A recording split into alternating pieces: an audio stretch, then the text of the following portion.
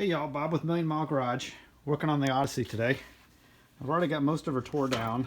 Figure while she's up on jack stands, we'll go ahead and change out that front motor mount today.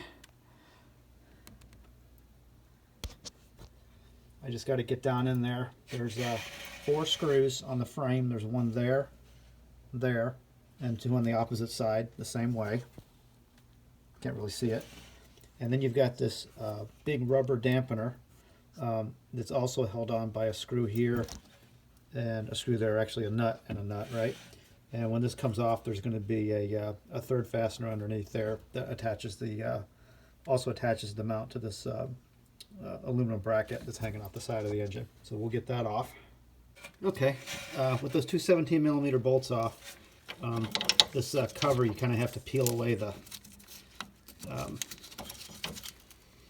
external off of this inner sheet metal piece. Just get that broke loose, and then that metal tab will come out, and then I'll be able to get to the other 2 of these fasteners that'll be buried right back there, and then I can get this thing off.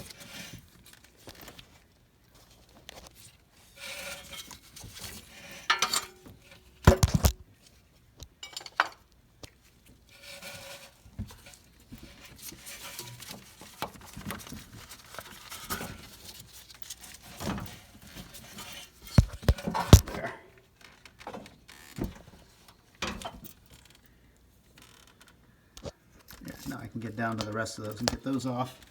I guess there's only one fastener holding the mount to the actual engine, and that's this engine block bracket, this cast aluminum part right here. I think I'm just gonna go ahead and throw a jack underneath, probably either the transmission or the oil pan, and just take a little bit of pressure off so that when I'm undoing this fastener right here, it's not loaded. So I want to be real careful anything that goes into aluminum. All right, with the longest breaker bar I own, and it looks like most of the extensions I own as well, going all the way down there, I'm going to crack these 4 fasteners loose.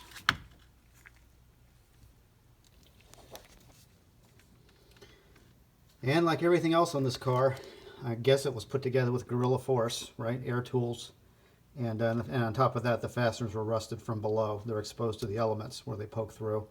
So I had to shoot them with a little WD-40. I was able to crack them loose, but I tell you what, they really spun hard after I broke them loose. So I was a little afraid of wringing one of these off. So I just let them soak for about 10 or 15 minutes, and that really eased the disassembly. If you don't own wobble extensions, get some. I don't know how I did so long without them before I bought these a couple years ago. This would be a pretty tough job to do, especially since you kind of need the leverage to swing a big wrench to get it loose. You can see how it snakes around the catalytic converter, and then it attaches to another wobble, kind of snakes around the rocker cover, and then of course it has to clear the radiator core support here as well. So I've got an old Craftsman attached to the first wobble, and then I got another wobble going down into the next wobble, and then at the end of this wobble fitting, of course, is a 14mm socket, which also wobbles. Using the same 14mm socket, I'm going to come in again with my longest breaker bar that I own. I'm going to come in just like that, in between the core support and the oil filter cap. Actually, you know what? I think I'm going to take that off just because. All right, and I've jacked the engine up enough that I can get this mount to float around a little bit. I don't know if y'all can see it move or not. See how I got it to move off the center of the hole? That way I know there's not a lot of tension on this fastener going into this aluminum. You don't want to have that loaded while you're trying to turn it. All right, just reach right there. Reaching from top side. I'm just going to pull on it. And there we go. I knew the one going into aluminum shouldn't have been too bad. Piece of cake. All right. There we go. You can spin it with your fingers. You know it's not loaded. There we go. All right, I should be able to just reach in there. It should just come right out. Yep, still in there. Still got some tension. I also am going to have to remember, I'm going to have to come down here and release that one fastener holding up the wire going into the electric mount. And I think as soon as I swing the mount around, I can get to it and just release that connector right there. Heck, I might be able to do it now. Yep, I'll probably go in and do that before I slide this out. All right, and just showing you with it out. Obviously I didn't have to mess with that harness retainer. I don't know what I was thinking. I just disconnected the connector and it slid right out. Getting it out was a challenge. I'd actually put the fasteners back in for the hood latch and I wouldn't clear them. And I didn't want to stress on this too much, you know, because I am pushing on this condenser when I'm doing this, and I really am not comfortable handling this aluminum part a lot. Because obviously I don't want to put a crack in it and lose all the refrigerant. So I'm going to get my assistant out here and I'll show you guys putting it back in, just so you believe me. All right, obviously a Rock Auto buy.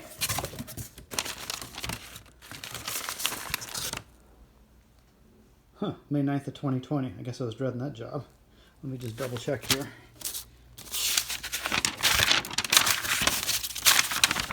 And it says 2005 Honda Odyssey, 3.5 V6. Okay, those should be the right ones. All right, let's see what we got here.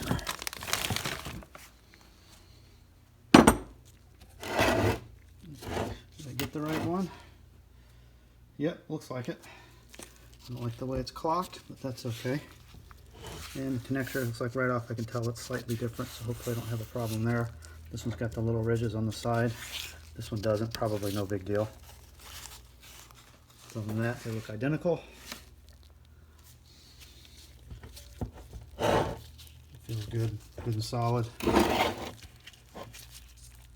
actually doesn't feel too bad. Definitely had some excess vibration going on. I'm going to change them all out anyway. I'll probably find the bad one. This one may or may not be bad. I don't know. So let's go ahead and replace the good Honda part with a cheap Chinese made part. I'm sure that'll work out good, right? Oh well. Okay, here we go. I got to pull this back like this. Lower this down like that. It's going to ease right through there, just like that. Be careful not to drop it. Okay. And now I got this. Now it's sitting down in there. All I have to do is get it positioned. Looks like I got a little more lifting to do on the trans or reposition. It don't look like I got it lifted right. Yeah, she'll go underneath. And then I also need to check the fit out of my connector, which I can do in a minute. Yeah. Hey, I don't know how well y'all can see it, but I did get that connector to go on. It fits just fine. I repositioned my jack. I was actually jacking up too far towards the rear of the vehicle, so I'm more towards the front. And I got this up high enough that I can get this to slide underneath, and it should go right in. The only thing I didn't think to check while I had both of them on the bench was to see if the bolt holes lined up perfectly, but I guess we'll find out, right? Oh boy.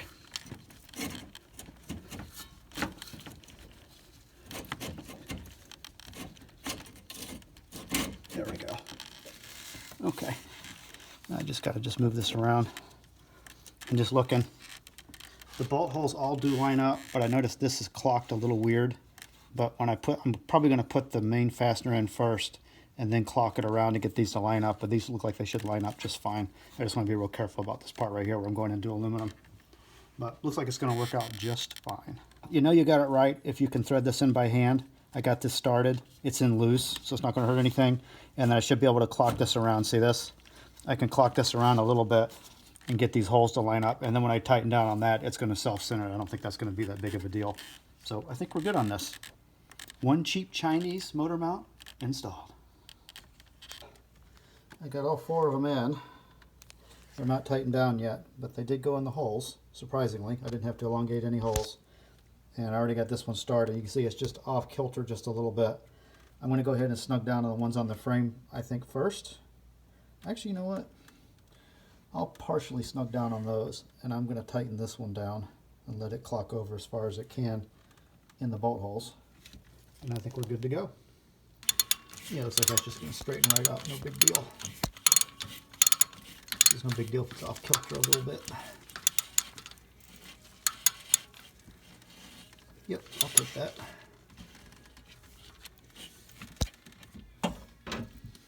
Yep, that looks just fine. I'll just go in and snug those up, and it's done. Okay, and then the rest is just putting the peripherals on. We just got to wrap this piece of rubber around the mount, put the bracket on, and we're good to go. Hey, I did miss this when I was looking at it before. I guess the viscous fluid had leaked out of this. Maybe that's why it looks like this. I don't know.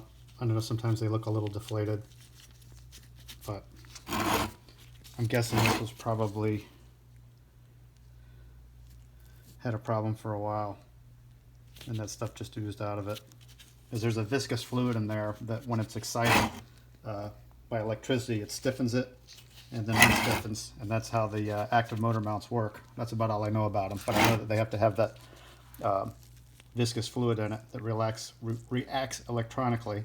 So if it's torn and leaked out, obviously that's not going to function right anymore. Even though the firm rubbery part is still pretty good, I guess there's that viscous fluid in there must have something to do with stiffening it up. Oh well. I've discovered the great thing about growing my YouTube channel is my mini fans. Get it? Mini fans? Nothing? No? Alright, but seriously, when I took the AC fan out, this one's got a ton of play in it, so I know it's on its last legs. So I went ahead and ordered a new one because I know I wouldn't have the car back together probably for a couple of days playing with that motor mount. I thought I had a box around here somewhere. What did I do with it? Oh, right here. This was an Amazon buy. The reason I bought it from Amazon is it was 1/3 the price of one of the local big box auto parts stores, and only one of the 3 major chains had one in stock. And it actually said it would be next day anyway. And because my wife is a Prime Plus member on Amazon or whatever, so she got this one. I think it was it 2-day shipping? I think we ordered it Thursday. We got it today, Saturday. And you can see this one's nice and tight, just like it should be. It's not wobbly. It's not worn out. It's not noisy. And it comes with the whole housing. And the metal one, it's got 2 little feet on it, just so y'all know. So when you drop this back in, because I didn't show you guys taking this apart, just looking in here. You got 2 fans that go in here. You got to take the metal one out first, and then the plastic one, which is the main one, goes over here. That one oddly was in good shape, but I guess when you're going down the road, you don't use the main fan as much. But coming from Florida, this AC fan ran all the time. And just a quick side-by-side, the old one's on the right, the new one's on the left, and they look to be pretty much the same. There's a bracket over here that you need to connect the wiring harness. I think there's one there, and this one looks to have them. And there's also a little clippy thing here that you'll need to transfer over to the new one. Of course, you have to use your needle nose pliers so you don't break it. This design looks a little bit different, maybe more cheapish, I don't know. But I guess the way the fan goes in, this part is not going to be facing the water that will come crashing through the radiator and stuff when it's raining. So I guess that's fine. I just know I wanted to have one that's reliable. You can just tell by listening to that when it's done.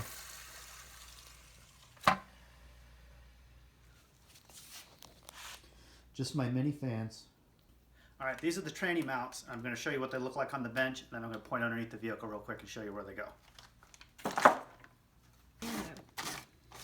Alright.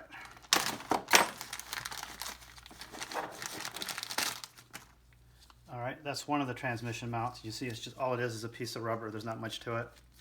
And they call it a transmission mount, but I think it's really more of a transmission dampener to kind of prevent vibration.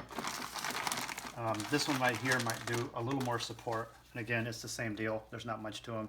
A lot of flash on this one. Again, I know it's a cheap Chinese replacement, but you know, they do know how to cast rubber over there, so I'm sure these will be just fine.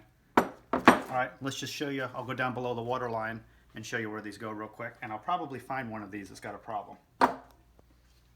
Okay, coming in on the driver's side fender well, coming up here. And there's the first transmission mount, and it actually doesn't look terrible. I mean, it's cracked. I mean, it's old. You know, it's 17 years old. And then the other tranny mount, or at least I'm calling it a tranny mount, is right back here. It's a little hard. See if I can put my finger on it. Right there. That's the other part I showed you, the one that had all the flash on it.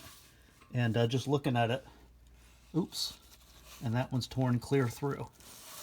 So that probably was where my main vibration problem was coming from, is I wasn't doing a very good job. Look at that. She's completely torn away. So not super difficult to get out. You've got a large fastener right there. Not sure what size, probably probably a 12 maybe, maybe a 14. And then you got two holes down here that each have a fastener on them. So I think there's only 3 fasteners for that one. This one as well, you got 2 fastener holes down here, down here, down here. Yep, there we go. There's one there. Where's the other one? Right there. And then coming up, you see I've got one fastener there, and then I got one more hidden up in there. Not too difficult to do. Again, just going to take, I still already have the floor jack underneath the trans. That's probably all I'm going to have to do. I may be able to just leave it positioned the way it is. And I'm going to go ahead and change these out this afternoon as well. May as well while I'm under here.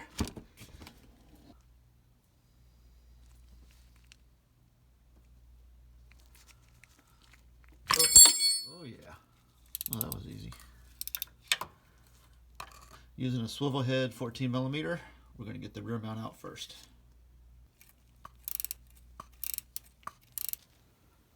I found it helpful to go ahead and undo the fasteners on the front transmission mount as well. It made it a lot easier to jack up the engine a little farther, and you can see this particular rear mount is just going to come out in pieces because it's delaminated, and this one should just lift right out.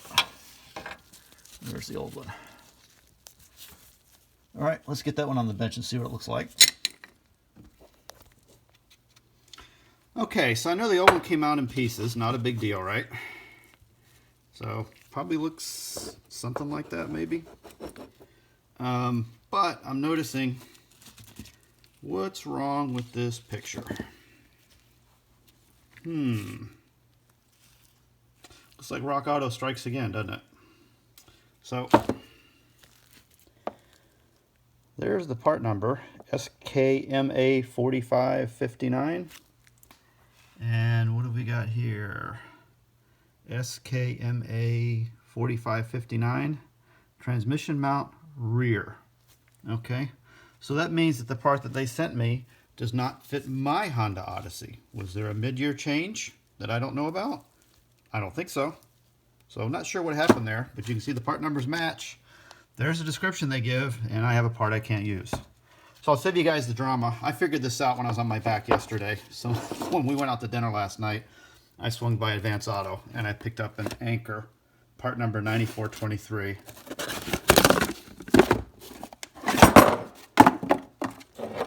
And I would say this one is probably a lot closer to the correct one.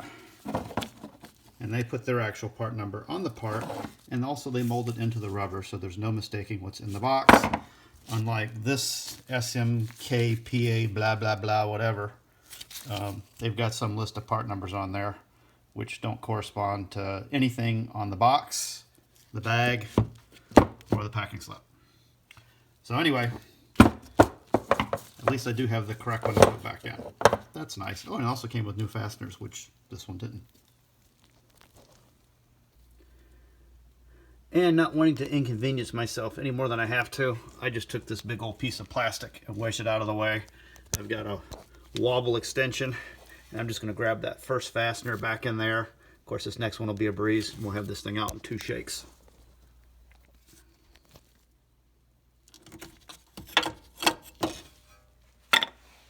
Hey, just one last sanity check, because I think I've got Rock Auto-itis, or Rock Auto PTSD.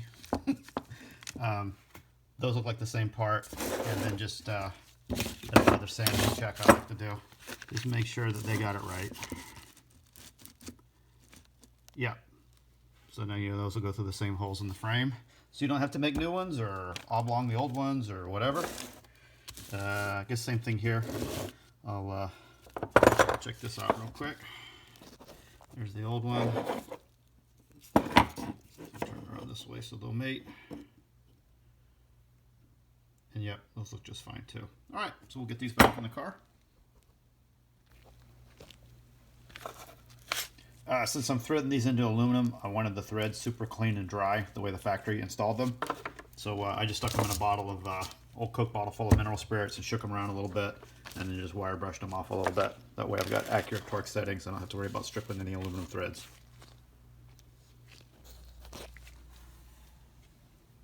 Okay, I got the new one set in place.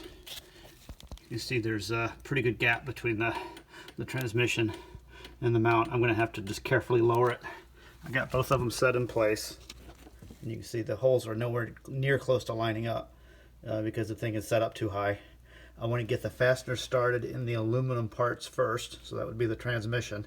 And then once I have those started, then I'll go in and I'll put the nuts on the through the frame. I'll do that last.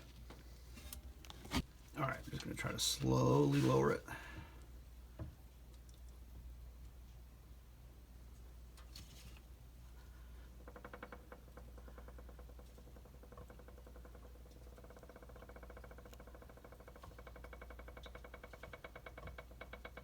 That looks pretty close. See how we're doing over here.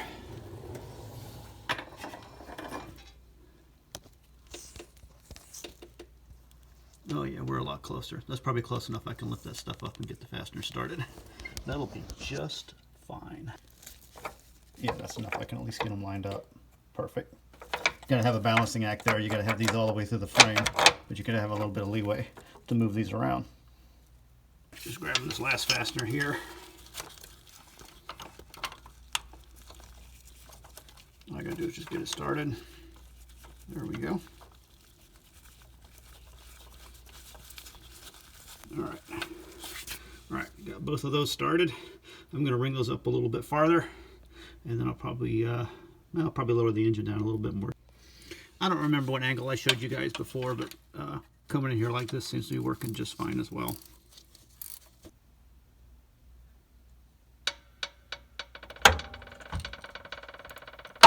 All right, that's got it. Okay. Yep, those are lined up just fine. All right.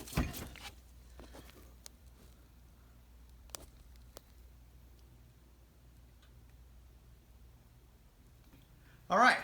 For those of you that made it this far, I got one more helpful hint, and this will keep you from breaking stuff. I'm not going to show you putting all this fan stuff back in, because if you guys can change out a motor mount, you pretty much know how to do this.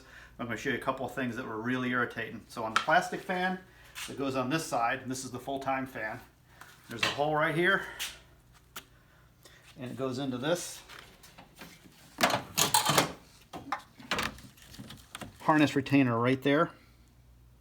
So when you get this fan loose and it's tilted forward, if you come in from behind with a, I think that's a 7mm socket, if you come in and compress that with a 7mm socket, I'm so tired I'm tongue-tied. If you come in with a 7mm socket, that'll release that harness retainer right there. That way you don't break it. I hate broken stuff when you're trying to put stuff back together. One other thing I'll show you, and this is fan related as well, which means if you're watching this far, that actually means you are a fan, right? So on this part right here, that square, that's for the prop rod retainer. I think it's, boy, I got the old one over here. I'm so tired. Let me try this again. All right. There's the prop rod retainer right there. You see it's got a square hole. You're just going to need a pair of needle nose pliers or something just to squeeze that and pull it out without breaking it. And show you one more connector here while I'm at it. This one was very unpleasant to deal with. This grabs the harness that comes up that powers the fan from the vehicle. And I was forever trying to get this undone from here, but the reality is it's just a clip connector. So if you come in with a little blade screwdriver right there on that side and release it, you can get that wire out. And of course, this will have to be transferred to the new fan shroud as well. And that's it. Next slide, we'll have it together and we'll have it running. I think I remember where all this stuff goes. Okay, so not exactly the next frame having it running, just showing you all the spot right here. There's the infamous hole. We're just going to stick our connector in.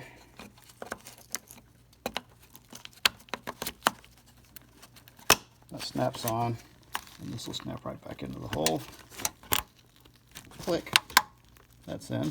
Very nice. I'm showing you all down here real quick how all this went together. All that stuff fit like it's supposed to.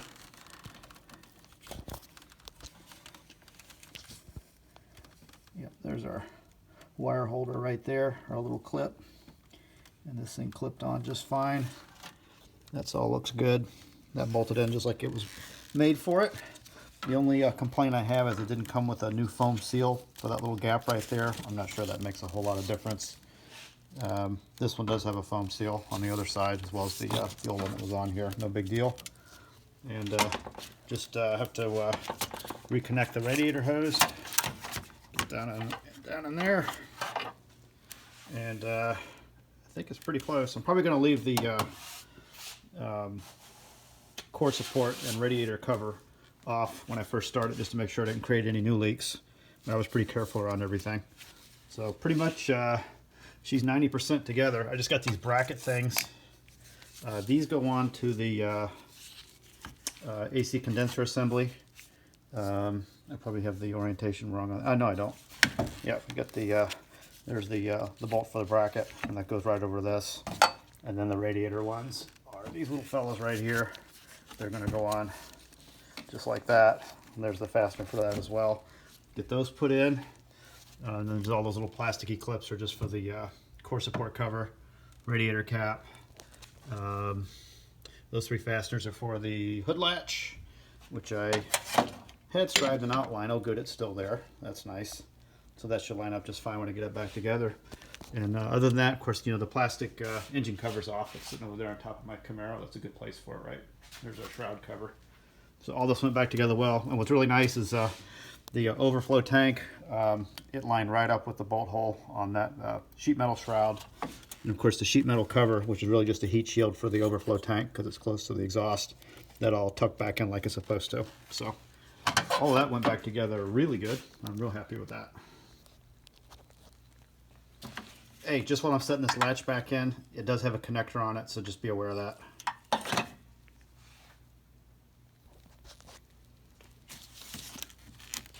Alright, I did take this corner out right here so I can get access to those brackets. So this is kind of floppy. Whole piece of plastic, right? All this stuff is now, it's kind of a floater anyway. I think that's normal for these. Alright, everything's mounted firm now.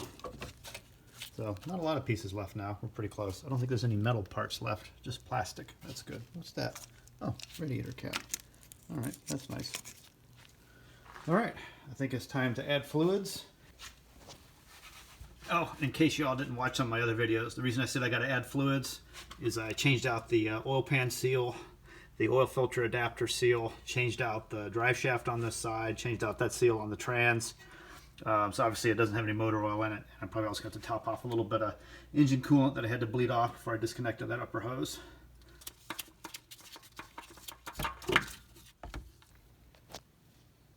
I got a deal on some Quaker State full synthetic, so we're going to skip the Wally World oil in this fill up, and we're also going to go with a premium filter, a Pure Later 1 rated for 10,000 miles, because I figure, why not? And I also primed on her really good, because I know I let a lot of oil run off of that engine while I was doing that oil pan job. So I want to minimize the dry start as much as possible. So I've got this one filled to the brim. Mmm, sparkly.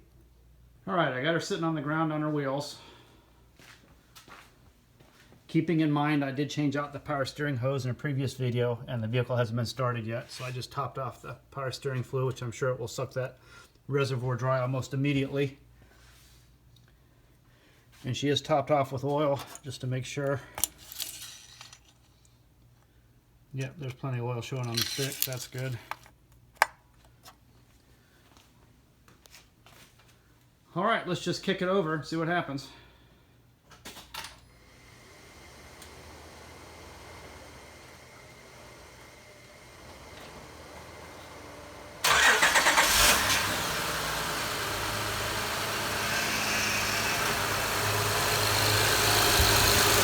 Yeah, it sucked that reservoir dry immediately. Engine didn't make any bad noises, that's good. And she's not dancing around, just like those new motor mounts are doing their job. That's nice. And I'm going to leave this shroud off for a little bit just to make sure I didn't crack or break anything or not reseal anything. We're going to get it out of the garage, we'll take it for a spin. Just going to have to top her off a little power steering fluid, that's all. Good deal.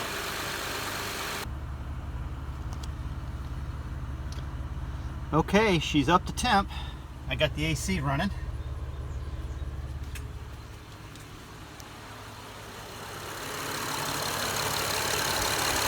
And that is one of the quietest AC fans I've ever heard. In fact, both fans are pretty quiet. They're both running. They don't move a ton of air, but I guess they move enough. I don't see any leaks on my power steering pump job. There's a no-ring clearance job. I think that's fine. Just going down in here because we got some natural light coming through here. You can see my light going down in there. Right there. That looks dry. Engine's not dancing around. Motor mounts again like they're doing their job. Looks like I've created any leaks here. That's the original hose. Put the clamp back in the exact same spot. Yep, that's right. Alright, we're just heading out for our test drive here. So just summing it up real quick for y'all. We've changed, I guess, like 7 or 8 things. I've changed 2 transmission mounts, front and rear mounts. Changed the front motor mount, the power steering hose. I had the brake rotors trued at Napa. Kept the same pads because I didn't have a lot of miles on them, but the rotors were warped out a little. Used a dial indicator to put them back on, so they should be spinning about as true as they can spin. Took the oil pan off and resealed it. Took the oil filter adapter off and resealed it. Replaced the passenger side drive axle. That was fun. And also replaced the seal on the drive shaft side going into the transmission as well. That's everything I can remember I did. Oh, and I also replaced the air conditioner fan because we found out that was bad because you had to take the fans out to get to the front motor mount to rock the radiator forward. So every time I looked at this thing, I found something else wrong. The only thing wrong with it I haven't changed out yet, and it might be making noise, is one of the stabilizer links up front. I think on the passenger side it had a torn bushing and it looked a little dry. The left side was replaced with a greasable bushing, but I can pretty much, that's a pretty easy thing to do. I think I've actually changed them out with the wheels on the car before. I may change that one out as well, but I can tell right off the amount of vibration and stuff that this car is generating is greatly reduced. I know there's been a lot of conjecture. I read about it online before I bought those motor mounts. The motor mounts I bought 2 years ago, right? Was dreading that job. Really wasn't that bad. You know, you got to do it on your back. It's a messy job. I did kind of take a shellacking. My arms are still kind of scarred up. Front-wheel drive stuff was brutal. But anyway, some people say they're not near as smooth as the factory mounts, but the factory mounts are very expensive. And let's face it, this is a 17-year-old van. And if they put me through the same rigmarole they did with the Maxima, where they tried to tool it up, it'd be three years ago that happened, I guess.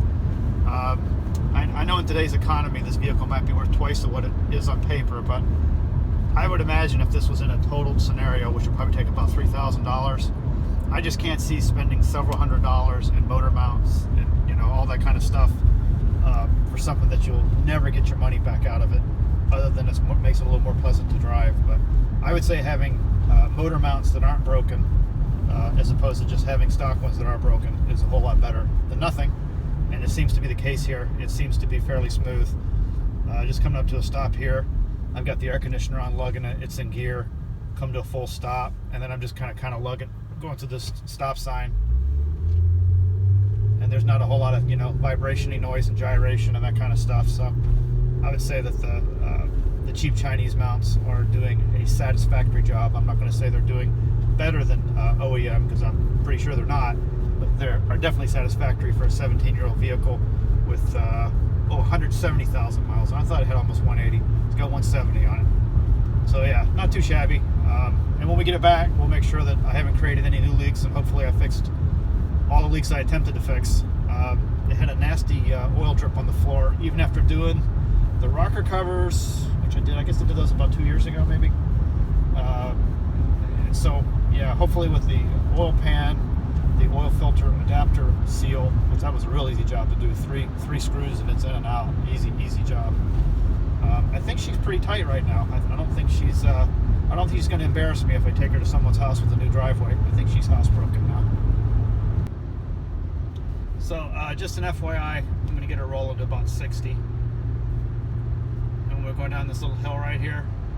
It's going to be in ECO mode, so she's only chugging on 3 cylinders. And I'm not getting any weird, noisy, fluttering sounds. You can see the ECO. It's about to turn off because we're getting ready to climb a hill. We're doing close to 60. and there's not any nasty vibration noises taking place. Man, she's still, ooh, just clicked off. Wow. So pretty happy with this. This is definitely vibrates a whole lot less than it did with the broken stuff. So I'm going to call this a success. It was a cheap success too. Those, I think that motor mount kit, I don't even know if it was $100 maybe. I guess it was around $100. It was 2 years ago. I don't quite remember what it was, but I think the whole kit was like less than what the cost of one OEM electric motor mount would be, which was brutal. So I just can't justify spending that kind of money on a 17-year-old vehicle. I don't care how good a care I've taken of it. We've had it since it was new, and I don't have any plans to get rid of it anytime soon. But you never know what's in store for you, right? You just don't. So. Okay, with a very dirty wheel pulled off the car. I think that's from the CV boot grease. Let's take a peek under here. We probably put about 15 miles on her. So if there was a problem, I think it would be showing up by now. Yep, looks really good. Very dry. I'm really stoked. Yep, not a drop to be had. Bone dry.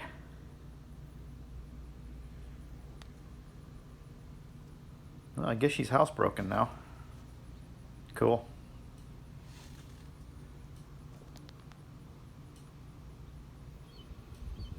So that's some of the grease I scraped off the wheel. I decided to go ahead and clean it. I don't know if that would cause an out of balance problem or not, but she was really dirty. Thanks for watching.